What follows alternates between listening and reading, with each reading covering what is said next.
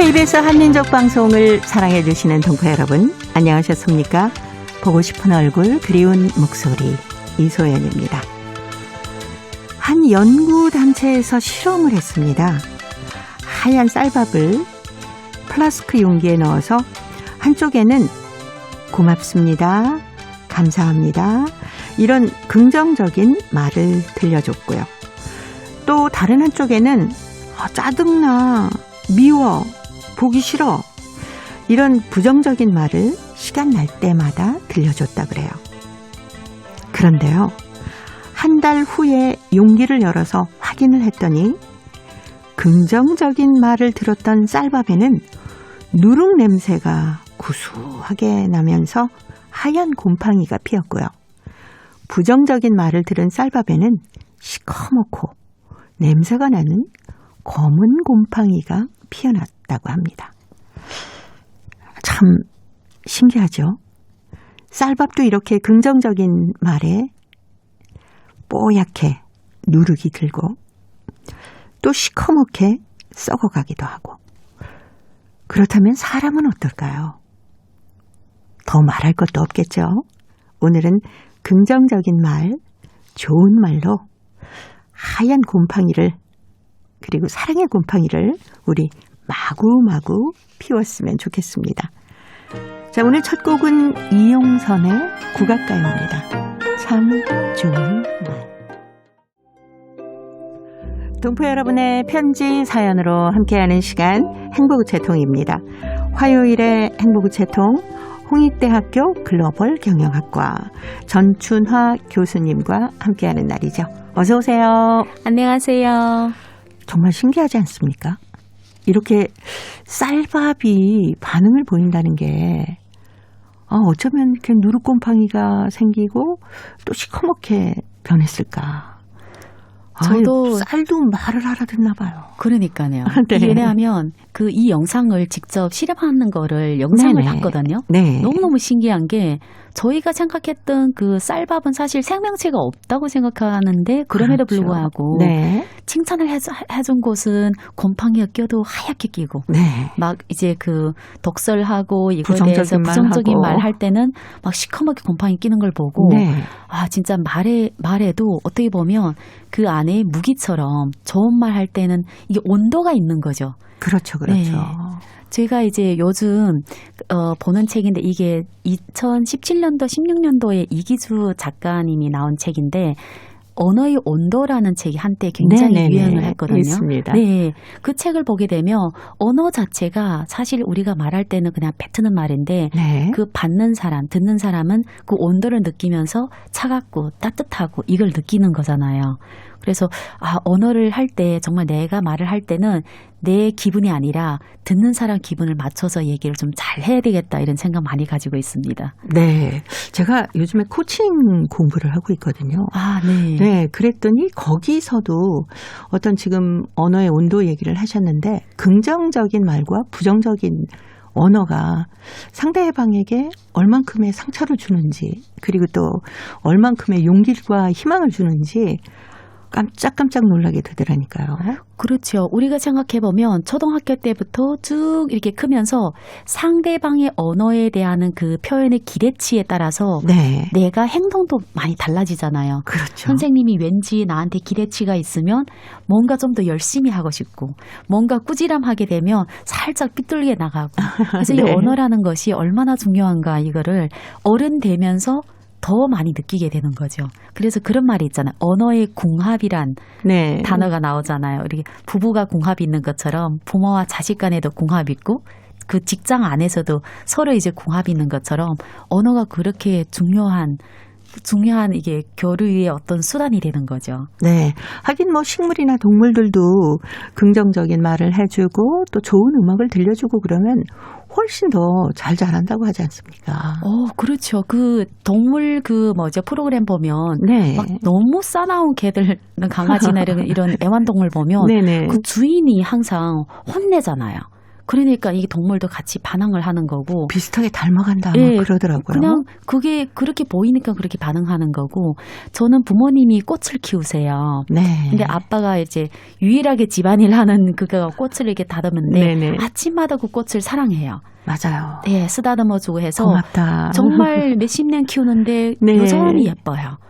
그걸 보면서 그 꽃을 다 이렇게 생명을 이름을 다 지어줬거든요. 네. 저희 가족끼리. 그러니까 이 네네. 꽃이 그냥 우리 상징이 된 거예요. 그래서 항상 긍정적으로 사랑하는 눈빛으로 네. 네, 정성스럽게 쏟아주어 주더라고요. 네. 저도 그래서 물을 너무 많이 주면 안 되는 식물에 제가 물을 좀 많이 줬어요. 아, 그랬더니 얘가 막 힘들어하는 게 보이는 거예요. 그래서 다음부터 물을 안 주면서 미안해. 내가 너한테 물을 좀 조금 줬어야 되는데 너무 많이 줬구나. 이제 좀 흙이 마르도록 기다릴게. 조금만 참고 잘 자라줘. 막 이렇게 몇 번을 얘기했거든요. 네. 제 말을 들었나 봐요. 아, 다시 줄기에 힘이 생기더라니까요. 오, 그래서 직접 깜짝 그렇게. 놀라서 네. 진짜 얘네들이 내 어떤 긍정적인 언어, 본 그 식물을 사랑하는 마음 이런 걸 느끼나라고 생각하면서 요즘 열심히 키우고 있습니다. 요즘 저도 주위에 그런 분들이 계세요. 네. 저희 이제 같이 일하는 선생님인데 꽃을 내가 이렇게 좋아서 꽃을 잘 대해주면 꽃이 푸르싱싱하게 다 잘 자라요. 네네, 맞아요. 근데 내가 막 아프고 막 짜증날 때 같이 물 주다는 그럼 꽃이 같이 시들시들해지더라고요. 그거를 신기해서 뭐 말씀을 해주시거든요. 그러니까 생명이 있든 없든 뭔가 긍정적인 것을 계속 주게 네. 되면 좋게 변하는 게 이제 그게 이제 어떻게 보면 도리인 것 같습니다. 네. 왜 우리가 에너지가 전달이 된다고 하잖아요. 네. 저하고 전춘하 교수님하고 이렇게 마주보고 마스크를 쓰고 방송을 하고 있지만 그래도 눈빛으로 항상 우리가 선생님 너무 좋아요. 뭐 막 이런 눈빛 보내고 있잖아요. 네. 그러면 왠지 스튜디오 안이 더 훨씬 따뜻하게 느껴질 때가 있더라니까요. 맞습니다. 어떻게 보면 그 에너지가 네. 그 말 속에는 에너지가 뭐 다 전달 아니지만 이 사람이 오면서 뭔가 환해지는 느낌?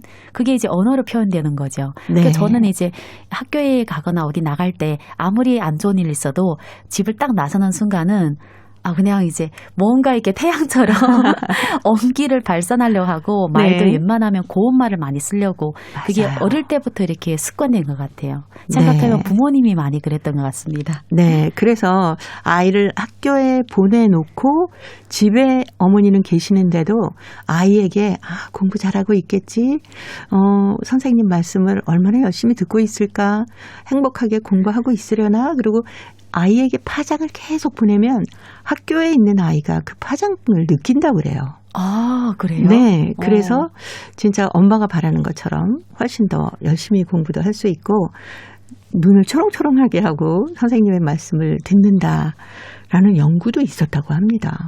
그러니까 그거는 사람이 또 몰랐어요. 보내는 에너지가 온 우주에도 함께 퍼진다고 하니까 동포 여러분께서도 이왕이면 바로 주변에 있는 사람들께 좀 따뜻하고 긍정적이고 사랑의 에너지를 보내면 얼마나 좋을까요? 네, 보지 못해도 좋은 쪽으로 계속 네. 생각하고 이렇게 그 전달을 해줘야 되겠네요. 그렇죠. 바로 오늘부터 그렇게 해야 되겠습니다. 자, 오늘 행복우체통의 첫 번째 사연 중국 일림성 연길시 최문 씨가 보내오셨습니다. 바다는 메워도 사람의 욕심은 못 채운다라는 글인데요. 제가 먼저 소개해드리겠습니다. 40여 년 전에 내가 화룡시 룡성진 사방기업에서 꾸리는 장짬장 학교에서 교편을 잡고 있을 때 한 친척의 소개로 조양천의 아내를 만났다.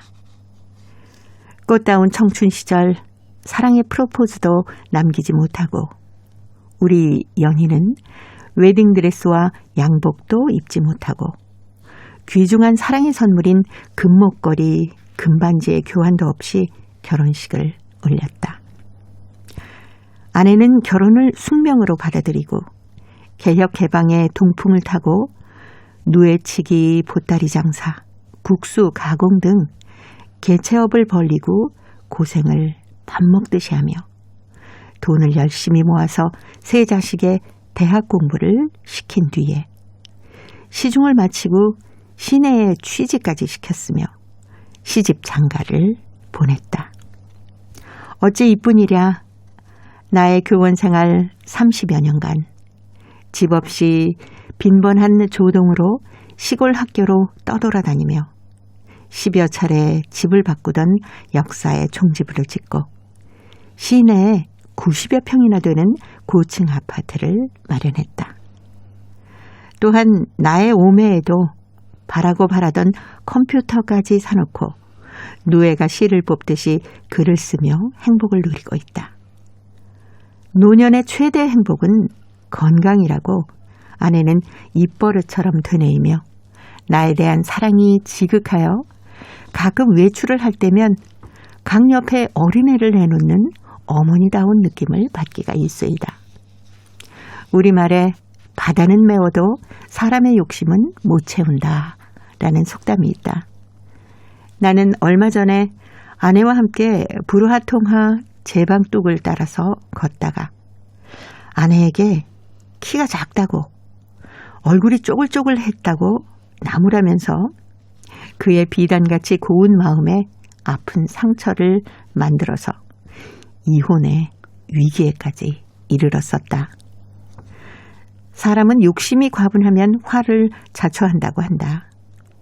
일부 사람들이 욕심에 집착을 해서 탐욕도 생겨나고 현실에 만족하지 못하고 금전, 권력, 출세, 명예, 사치 앞에서 전전긍긍하다가 강물의 홍수와도 같이 범죄의 소용돌이에 휘감겨들어서 나중에는 자신을 괴멸시키고 가족의 불행을 초래하는 신뢰는 비일비재이다. 우리는 강을 다스려서 인류에게 복을 마련하듯이 누구나 한평생 마음속에 욕심 방지 둑을 쌓고 탐욕으로 인한 인심의 피해를 방지하고 부부가 화목하고 온 가족들이 행복한 가정을 영위해 가는 것만 마땅한 처사가 아니겠는가.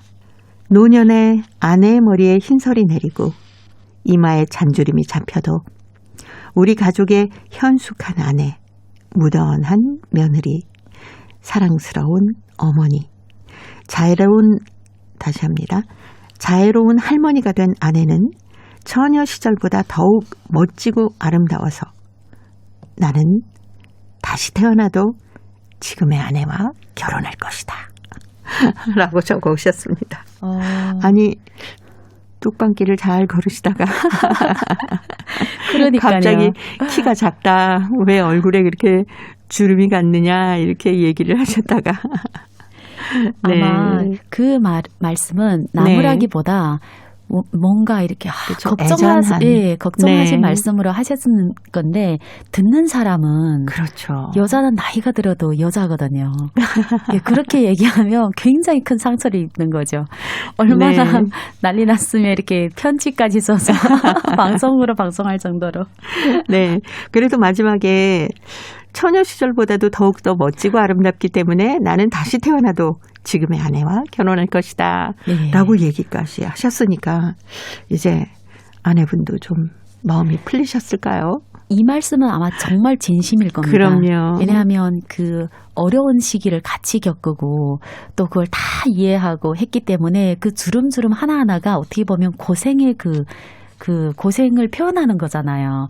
당연히 이제 익숙한 사람하고 그다음 편안한 사람하고 결혼한 게 맞는 거죠.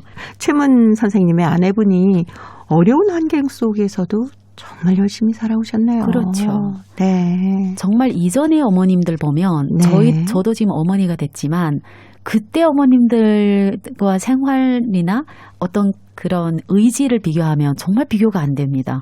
어떻게 그렇게 살았지? 그렇죠. 어릴 때도 그렇게 생각했는데 지금도 그렇게 생각되고 또 그렇게 살다 보니까 자기 관리할 시간이 거의 없는 거잖아요. 아유, 거의 없는 게 아니라 없죠. 네. 어떻게 보면 그냥 거울 봐도 얼굴에 뭐가 묻지 않았는지 그 정도만 네네. 하고 그냥 대충 하시고 나가니까 지금 또 보면 그때 부모님들, 어머님들이 제일 대단한 것 같습니다. 네. 특히 또 교원 생활을 하셨기 때문에 이 학교 저 학교 많이 옮겨 다니시잖아요. 그렇죠. 그래서 10여 차례 집을 바꿨다 하니까 그만큼 많이 옮겨 다니신 거고 그러면서도 그 안에서 뭐 자식 공부를 시키기 위해서 여러 가지 일도 또 따로 하시면서 얼마나 열심히 사신 분입니까? 저도 이제 네. 아버지가 선생님이시고 네. 어머니가 학교에서 직원 하다가 나중에 자기 일을 하셨거든요. 저희는 이렇게 떠돌아지는 않았어요. 계속 아버지는 같은 학교에서 꾸준히 있으셨는데 그럼에도 불구하고 선생님 직업이 페이가 높지 않아요. 그렇죠. 네, 저희들 네. 아이가 3명이다 보니까 공부하고 하니까 정말 엄마가 아빠보다 훨씬 더 대학교 졸업할 때까지 더 많이 본 것 같아요. 그걸 하기 위해서 여자가 남자보다 훨씬 더 열심히 해서 지금 한 40대, 50대 때만 해도 엄마가 항상 아빠같이 나가면 나이가 더 있어 보였어요. 그 심정을 그럴 수도 있겠어요. 네, 그 심정을 네. 이 편지 보내가 그런 느낌이 드네요. 근데 저희 아버님은 아마 어머니한테 그런 말씀 안 하셨는지 그 삐진 거는 몰랐습니다. 네.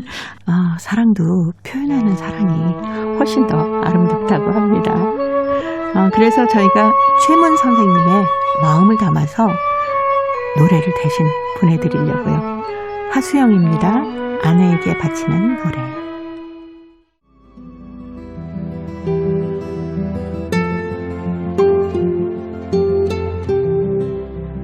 동포 여러분의 따뜻한 사연으로 아름다운 추억을 만들어 드립니다.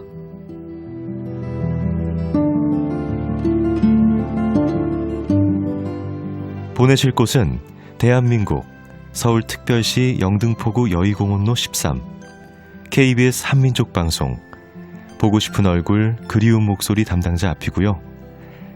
인터넷 주소도 알려드립니다. KBS 홈페이지 www.kbs.co.kr에 접속하신 다음 라디오, 한민족방송, 보고 싶은 얼굴 그리운 목소리를 순서대로 클릭하신 다음 청취자 참여 코너에 글을 남기시면 됩니다.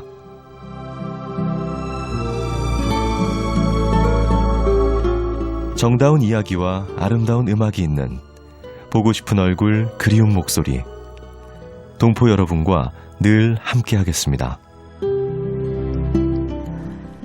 화요일의 행복우체통 홍익대학교 글로벌 경영학과 전춘화 교수님과 함께하고 있습니다. 자, 두 번째 사연 대한민국 경기도 안산시 신호순 씨가 보내오셨습니다. 잊지 못할 2021년 한가위라는 글인데요. 전춘화 교수님이 소개해드립니다. 세월은 참 빨리 더 흐른다. 2020년 추석에 오갔던 덕담에는 2021년은 코로나19가 완전 소멸되고 마스크를 활짝 벗고 가족들, 친구들과 청신한 공기를 마시면서 자유롭게 봄이 오면 아름다운 봄꽃 구경, 여름이 오면 시원한 물놀이, 가을이 오면 아름다운 단풍 구경, 명절이 오면 함께 모여 앉아 웃음꽃 피우기. 이렇게 기대에 부풀어 있던 때가 엊그제 같은데 아쉬움만 잔뜩 남겨놓고 대한민국에서 2021년 추석을 맞이하게 되었다. 그리고 인생에서 생각지도 못했던 간병일을 하면서 수없이 많은 사람들과의 만남과 이별이 반복되고 잊지 못할 추억들도 많이 쌓여지고 있다. 지금 내가 간병하는 병실은 남자 어르신들을 모시는 병실로 남자 간병사 2명, 여자 간병사 2명 함께 생활하고 있다. 올해 추석은 센스 있고 통이 큰 식량에서 오신 차씨 큰 오빠께서 푸짐하게 마련한 한식, 중식, 종합 세트. 원래 우리 병실에 있다가 2인실로 옮겨간 장춘에서 오신 오언니가 마련한 맛난 연변 순대. 깔끔하고 손재주가 많은 왕청에서 오신 루시 오빠가 무겁게 들고 온 달콤한 음료수. 거기에다 길림에서 오신 부지런한 리언니 재빠른 솜씨로 푸짐한 한상이 뚝딱 차려졌다. 중국에서 각자 고향도 이름도 얼굴도 모르는 우리 5명은 그동안 타향살이라는 서름과 지속되는 코로나 감염으로 인연이 소중함을 더 깊이 알게 되었고 돈독한 우정이 더 한층 쌓여지면서 다 함께 고향이 아름다운 추석 달밤을 그려갔다. 건강한 모습으로 고향이 땅을 밟을 그날을 위해 종이컵에 담긴 달콤한 음료수로 축배의 잔을 높이 들었다. 조용하면서도 따뜻한 분위기, 종이컵에 담긴 달콤한 음료수, 일회용 접시에 담긴 푸짐한 고향 음식. 이렇게 우리는 다 타양 땅에서 그것도 요양병원이란 적막한 곳이었지만 배려는 감사함으로, 관심은 고마움으로, 사랑이 찰찰 넘쳐나는 마음이 풍성한 한 페이지를 만들었다. 연 며칠 푸짐한 음식으로 웃음꽃이 활짝 피었던 즐거운 추석 명절을 가슴 깊이 새겨두려고 피를 들었는데 웬일인지 눈시울이 뜨거워진다. 국경이 뭐고 국적이 뭔지, 부모님들께서는 꿈결에도 아리랑 노래를 부르면서 가고 싶어 하시던 그리고 그리던 고향인데 타향살이란 서글픔으로 고향이 추석 달밤을 그려야 하는지, 서로 고운 인연이 되어주신 존경하고 사랑하는 언니 오빠들, 간병 케어란 아픔도 슬픔도 많은 적막한 곳이기에 서로 정신적으로 기대고 싶은 든든한 친구로 생활이 활력소로 남으면서 멋진 풍경은 아니어도 따뜻함으로 활기찬 삶을 만들고 먼 훗날에 생각만 해도 미소가 떠오르는 소중한 존재로 되었으면 하는 바람이다. 잊지 못할 2021년 한가위, 나의 기억 속에 오래오래 간직하련다. 네, 경기도 안산시에서 신호순 씨가 보내오셨던 잊지 못할 2021년 한가위였습니다. 아마 지금도 함께 일을 하고 계신 심양에서 오신 차씨 큰오빠, 그리고 장춘에서 오신 오 언니, 손재주가 많은 왕청에서 오신 류씨 오빠, 길림에서 오시는 부지런한 리 언니, 그리고 신호수 씨까지 5분이 머리를 이렇게 맞대고 방송을 듣고 계실 것 같다는 그런 느낌을 받았습니다. 참 내년에는 고향에 갈 수 있을 거야, 추석 때. 라고 작년에 생각했었잖아요. 그렇죠. 모든 사람이 그렇게 생각하지 네. 않았을까요? 네, 근데 이렇게 올해도 또 추석에 고향에 못 가고, 그래도 이 5분이 함께 마련한 고향 음식 드시면서 내년에는 꼭 가자, 내년 설에는 갈 수 있을 거야 하면서 음료수로 축배라고 하셨다고 하니까 정말 내년 설에는 갈 수 있었으면 좋겠어요. 아마 지금 저희들 이제 예방주사도 더 네. 퍼센트가 점점 많아지니까 그럼요. 내년에는 큰 문제 없이 다 자유롭게 마스크 벗고 웃음꽃을 피우는 날이 오지 않을까 기대 많이 됩니다. 네.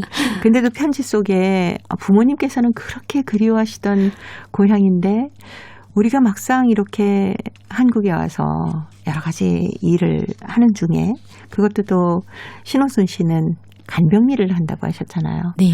어렵고 힘든 일을 하면서 왠지 좀 쓸쓸한 기분이 들 때가 있다. 타향살이 같은 기분이 들 때가 있다라고 적어오셔서 왠지 제 마음이 좀 뭉클합니다. 이게 안타까울 수밖에 없는 게 네. 만약 한국에 와서 귀화를 했다면 이게 한국의 한 국민으로서 인정되는데, 귀화를 하지 않는 그 동포들이라면 또 어떻게 보면 외국인 취급을 받으니까 타향살이라고 할 수밖에, 느낌을 받을 수밖에 없고, 간병인 자체가 사실 아픈 사람을 간호하는 거잖아요. 네. 아픈 사람 간호하다 보면 나도 모르게 나도 같이 아프는 그런 경향이 있어요. 그렇죠. 이게 같이 아파주고 같이 공감해주고 하니까 네네. 간병인들 보면 정말 정말 대단하면서도 또 네. 어떻게 보면 또 존경스러워요. 이렇게 좋은 인연이 있으면 그래도 고국에 와서 열심히 일하시는 우리 동포 여러분 외롭지 않고 그래도 작은 행복들을 만들어 가시겠구나 싶어서 그 주변에 그 이웃사촌 같은 인연들이 많았으면 좋겠네요.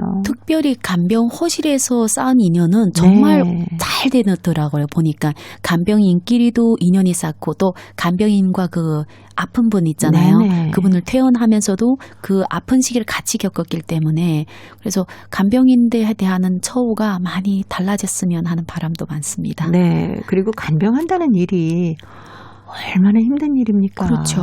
네. 육체적으로도 그렇고 그렇죠. 그 정신적으로도 그렇고 공감도 네. 해야 되고, 또 이게 의사와 환자, 또 네. 환자와 환자의 가족, 정말 대단한 일을 하시는 분들이죠.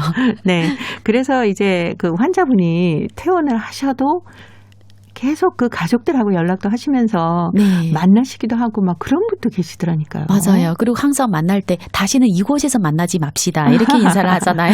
네, 제발 네, 네. 모두 건강해지셔서 다음에는 이제 병원이 아닌 다른 곳에서 다 같이 만나서 즐거운 시간을 좀 가지셨으면 하는 바람이 저희도 아주 간절합니다.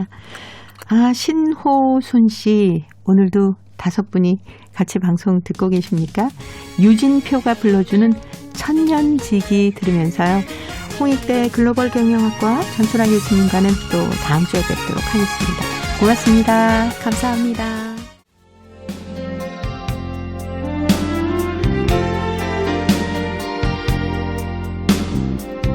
KBS 한민족 방송은 7천만 온결어의 꿈을 담습니다. 지구촌 곳곳으로 뻗어나간 한민족의 중심 채널 KBS 한민족 방송은 더 나은 미래를 위한 초석이 되고자 합니다. 여기는 대한민국 서울에서 보내드리는 KBS 한민족 방송입니다. KBS 한민족 방송 보고 싶은 얼굴 그리운 목소리 듣고 계십니다. 자, 이제 동포 통신원들과 전화를 연결해서 여러분 계신 곳에 새로운 소식을 전해드립니다. 통신원 리포트인데요. 오늘은 중앙아시아 카자흐스탄과 러시아 사할린 지역의 소식 준비했습니다. 먼저 카자흐스탄의 김상욱 통신원 만나보겠습니다. 김상욱 통신원 안녕하세요. 예, 안녕하세요. 반갑습니다. 네, 반갑습니다.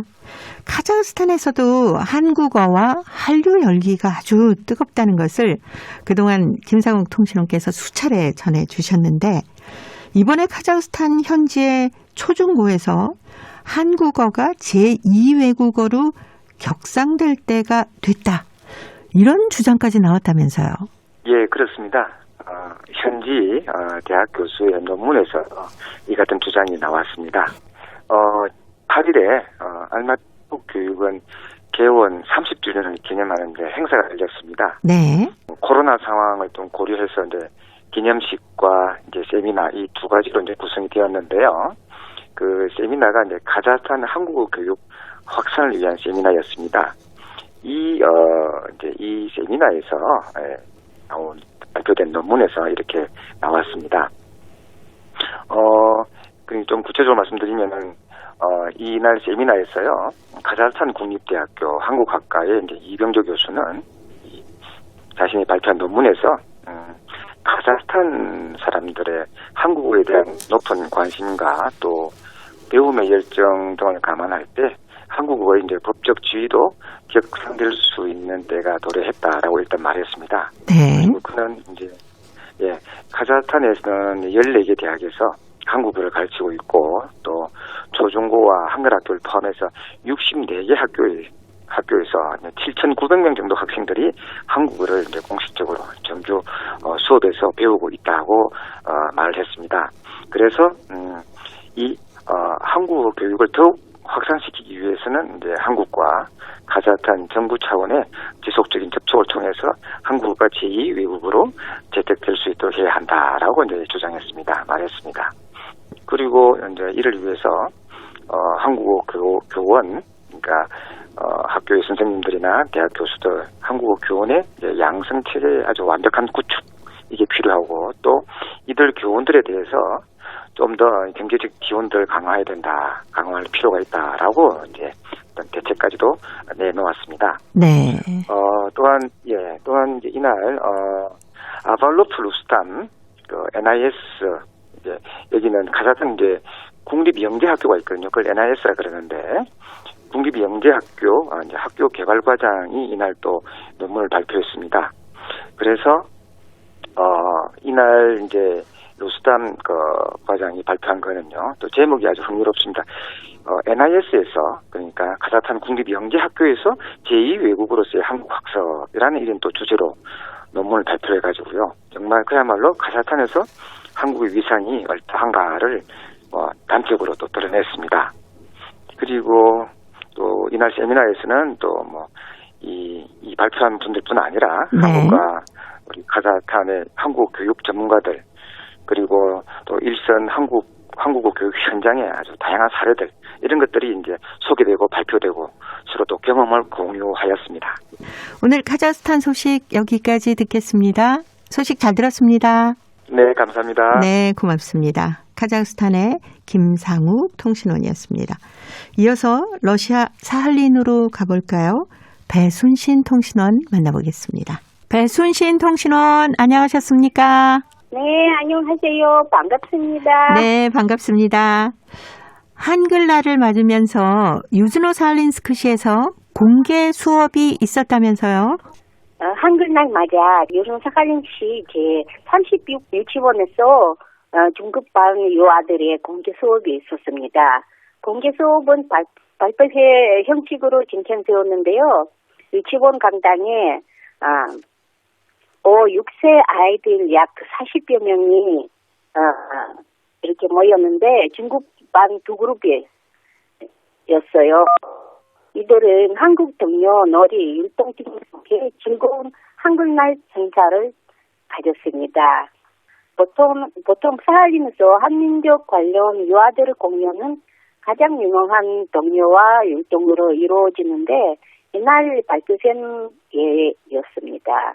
아이들이 어려운 한글날 노래를 하고 한국어로 숫자 10 이상을 세고 대형희 한국어 선생과 교원들, 음악 강사 등의 어역 축제를 이어가면서 발표회는 매우 수준 높고 새로웠습니다. 네. 그리고 그 이중 언어 프로그램은 어떻게 해서 시작이 된 건가요? 사실 처음에는 이중 언어 프로그램이 잘 실시될지 많이 의심했습니다. 겨우 5살 된 아이들이 두 언어를 잘 습득할지 확신은 없었습니다. 그러나 하다 보니 아이들이 잘 따라왔고 이 프로그램이 정말 효과가 있었다고 합니다. 하루는 한국어로 또 하루는 영어로 번갈아 하다 보니 한 과목을 일주일에 2-3번 하게 됩니다. 두 반을 담당하는 배영희 한국어 강사는 매일 수업에 있는 셈이죠. 모든 행사 수업을 미리 영어 선생과 계획하고 공동으로 하는 행사도 많습니다. 그리고 교원들과 함께 하는 것도 많아요. 숫자도 반복하고 같은 주제로 말하고 그림 그리고 놀이하고 율동 배우고 외국어 익히기에 여러 교수법을 쓰고 있습니다. 네. 자, 이렇게 이중 언어로 수업을 하는 것에 대해서 학부모들의 반응은 어떻습니까? 네. 처음 이중 언어 프로그램을 시작할 때는 반대하는 부모들도 있었습니다. 아이들에게 무리가 되고 제대로 배우지도 못할 것이라고들 했거든요. 그러나 유아들이 잘 받아들이고 재미있게 배우고 있으며 실력도 향상되었습니다. 또한 부모들과 함께하는 마스터 클래스 등 행사들이 있어서 부모들이 관심도 높아졌습니다. 앞으로 시에서 이중 언어 프로그램 지원을 계속할지는 알 수가 없습니다. 유치원 측에서는 이 프로그램의 효과를 잘 알고 있고 영향을 요청하고 있습니다. 이에 한인 세계에서도 도움을 주면 좋을 것 같습니다. 네. 러시아 사할린 지역의 소식 오늘 여기까지 듣도록 하겠습니다. 배순신 통신원이었습니다. 소식 잘 들었습니다. 네, 감사합니다. 네, 고맙습니다. 한글날을 맞으면서 유즈노 사할린스크시 제36 유치원에서 중급반 유아들의 공개 수업이 있었다고 하죠.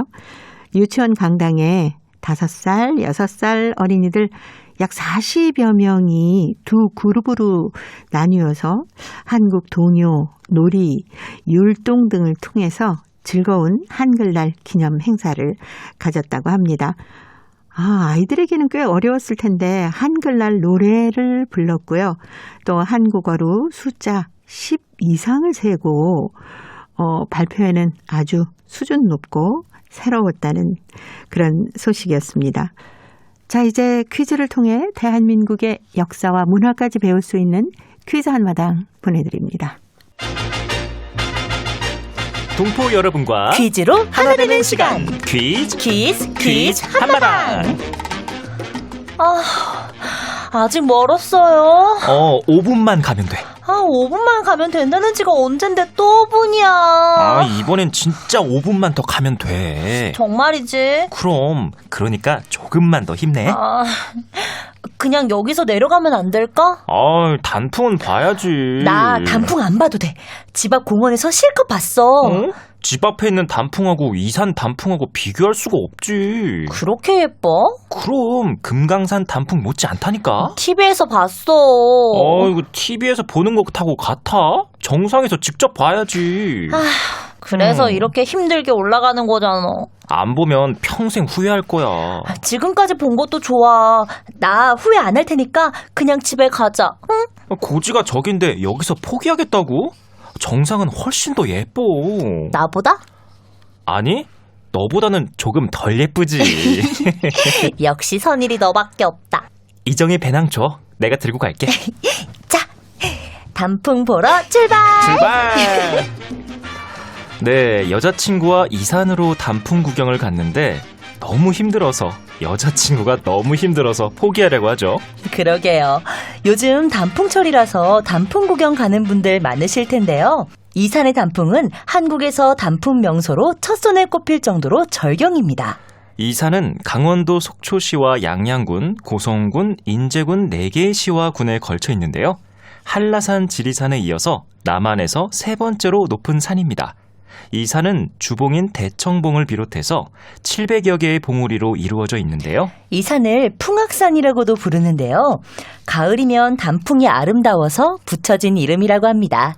가을이면 대청봉 단풍이 9월 하순부터 물들기 시작해 천불동 계곡에서 절정을 이루는데요. 10월 중순부터 이 산의 단풍을 보기 위해 수많은 사람들이 찾아와 인산인해를 이룹니다. 자, 여기서 문제 나갑니다. 한국의 대표적인 산 중 하나인데요. 한라산, 지리산에 이어 남한에서 세 번째로 높은 산입니다. 이 산은 주봉인 대청봉을 비롯해 7천여 개의 봉우리로 이루어져 있는데요. 우리나라에서 가장 일찍 단풍을 볼 수 있는 곳이 바로 이 산인데요. 이 산의 단풍은 최고의 절경으로 꼽힐 정도로 아름답습니다. 이 산은 무슨 산일까요? 자, 보기 드립니다. 1번 백두산, 2번 꿈동산, 3번 설악산. 정답을 보내주신 분 가운데 일주일에 한 분 추첨해서 소정의 상금이나 상품을 보내드립니다. 퀴즈 한마당, 지금까지 성우 유선일, 한희정이었습니다. 네, 정말 이 산의 단풍은 어떻게 말로 표현이 될까요? 정말 아름답습니다. 단풍이 하루에 최대 25km의 속도로 남쪽으로 내려간다고 하는데요.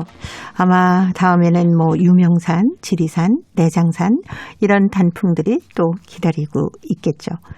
우리나라에서 가장 일찍 단풍을 볼 수 있는 곳, 강원도에 있는 이 산. 북한에 금강산이 있다면 남한에는 이산 이렇게 얘기할 수 있습니다. 동포 여러분 계신 곳의 단풍은 어떤지도 궁금하네요. 코로나19가 종식되고 기회가 된다면 이 산의 단풍을 보러 오셔도 좋을 것 같습니다. 아마 고국에 계신 동포 여러분께서는 이 산에 가보신 분도 많으실 거예요. 그 단풍의 아름다운 얘기 저희 행복우체통으로 보내주시기 바랍니다. 정답은 찾으셨습니까? KBS 홈페이지에 접속하신 다음에 라디오 한민족 방송 보고 싶은 얼굴 그리운 목소리를 순서대로 누르시면은 청취자 참여 코너가 있습니다. 여기에 정답과 함께 행복우체통의 사연도 가득히 보내주시기 바랍니다.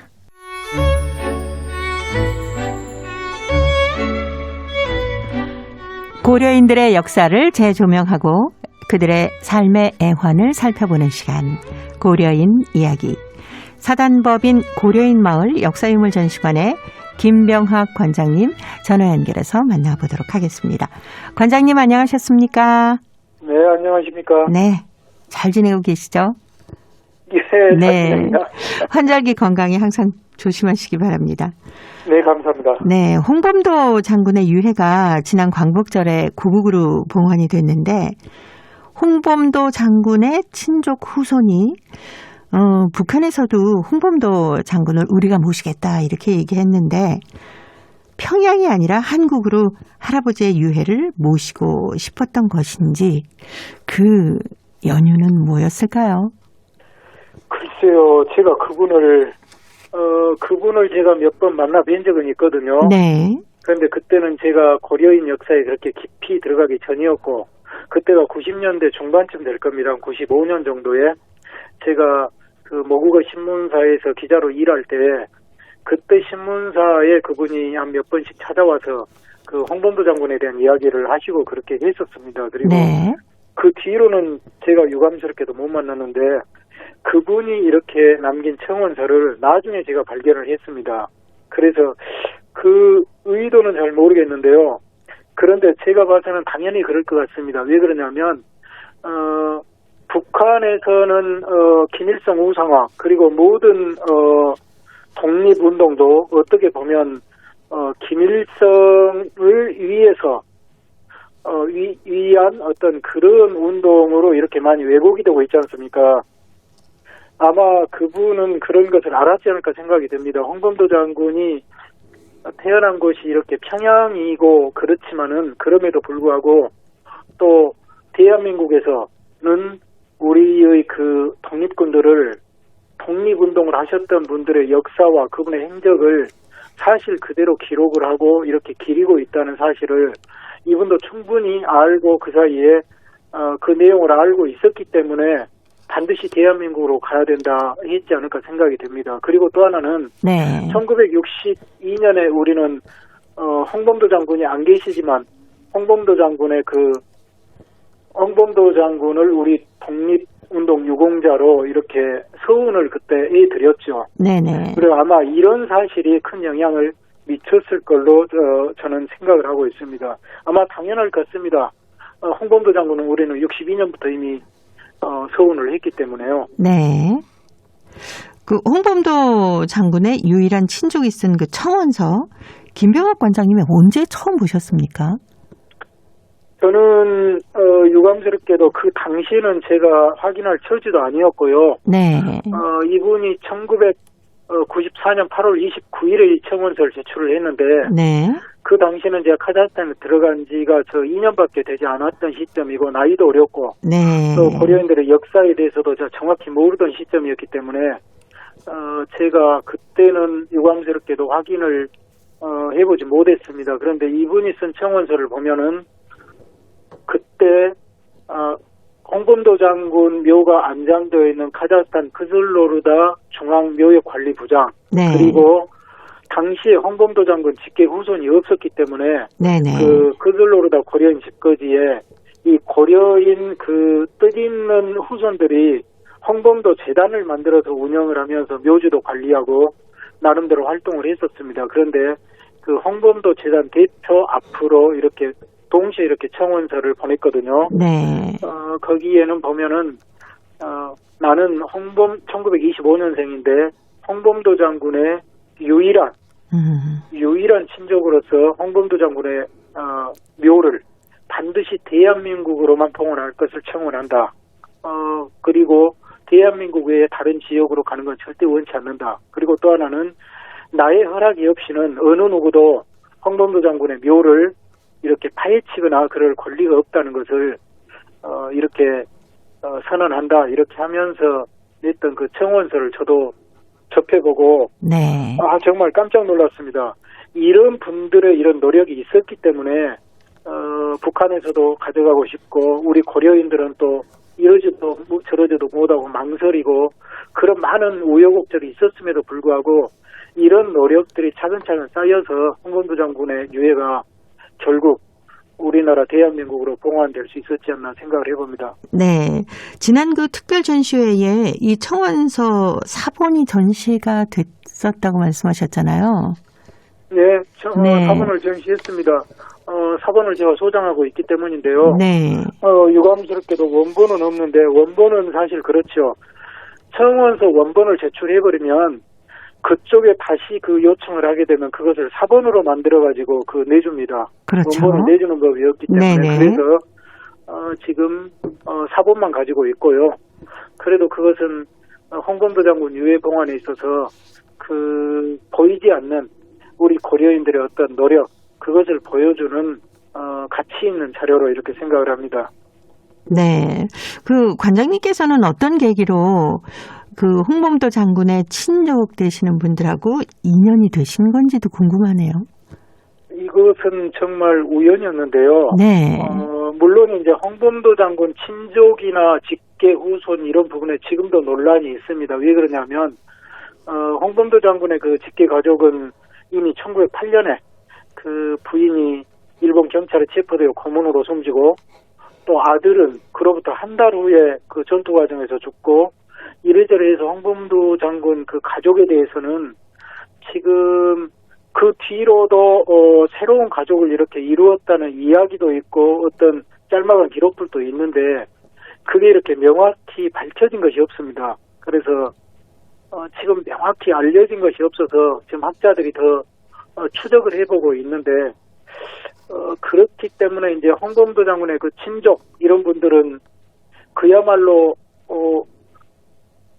어떻게 그 증명서를 뗄 수는 없지만은 나는 이러한 친족이다 이렇게 이야기를 당당히 하고 다니셨고 또 이것을 마땅히 반박하는 사람도 없거든요. 네. 이런 상황에서 그야말로 존경하는 마음으로 이렇게 그 청원서도 쓰고 이렇게 하셨는데 다행히 저는 어떻게 됐을까요?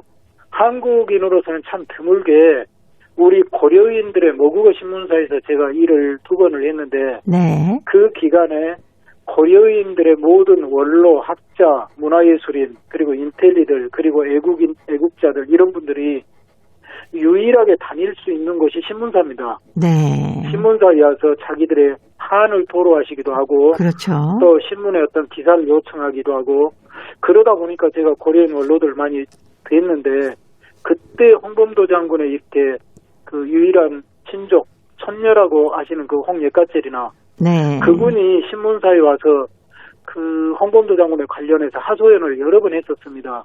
제가 그때 제가 그분을 몇 번 뵀죠. 네. 그래서 또 홍범도 장군의 어떤 새로운 자료 뭐 이런 것도 찾으실 수 있었겠네요.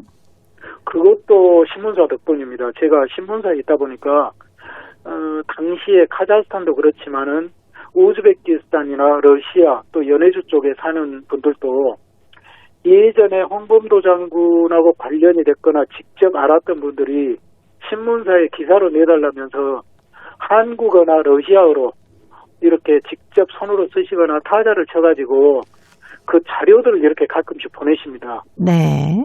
그래가지고 그게 신문에 직접 이렇게 모국어로 실린 것도 있고 러시아어로 번역된 게 다시 우리말로 번역돼서 실린 것도 있고 그렇게 또 어떤 것은 실리지 않고 그냥 거기에 쌓여두는 경우도 있거든요. 저는 다는 아니지만 그때부터 이렇게 관련 자료를 이렇게 조금씩 이렇게 볼 수 있었습니다. 그래서 그 과정에서 지금 몇 개 자료가 지금 제게 들어와서 지금 여기 가지고 있기도 하고요. 네. 자, 고려인 이야기 오늘도 홍범도 장군에 관한 얘기 나눠봤습니다. 사단법인 고려인 마을 역사유물전시관의 김병하 관장님이었습니다. 다음 주에 또 뵙겠습니다. 네, 감사합니다. 네, 고맙습니다. 한돌이 노래하는 갈 수 없는 고향 들으면서요. 저도 인사드립니다. 함께해 주신 동포 여러분 고맙습니다.